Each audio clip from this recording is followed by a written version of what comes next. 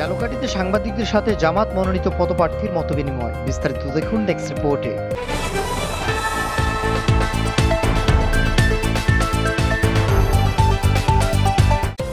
ঝালকাঠিতে সাংবাদিকদের সাথে মতবিনিময় সভা করেছেন আগামী জাতীয় সংসদ নির্বাচনে ঝালকাঠি 2 আসনের বাংলাদেশ জামায়াতে ইসলামী মনোনীত পদপ্রার্থী মোহাম্মদ নিয়ামুল করিম। শনিবার সকালে ঝালকাঠি প্রেস ক্লাবের হলরুমে এই মতবিনিময় সভা অনুষ্ঠিত হয়েছে। এতে সভাপতিত্ব করেন জেলা জামায়াতে আমির অ্যাডভোকেট হাফিজুর রহমান।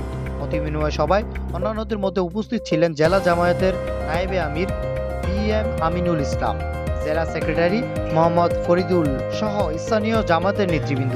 মতবিনিময় সভায় শেখ নিয়ামুল করিম তার বক্তব্যে মাদক ও শোষণমুক্ত সমাজ প্রতিষ্ঠার মাধ্যমে একটি বৈষম্যহীন রাষ্ট্র বিনির্মাণের প্রত্যয় ব্যক্ত করেন।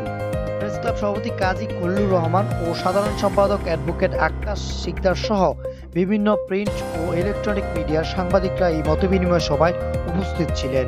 শেখ নিয়ামুল করিম ঝালকাঠি 2 আসন জামাত মনোনীত পদপ্রার্থী।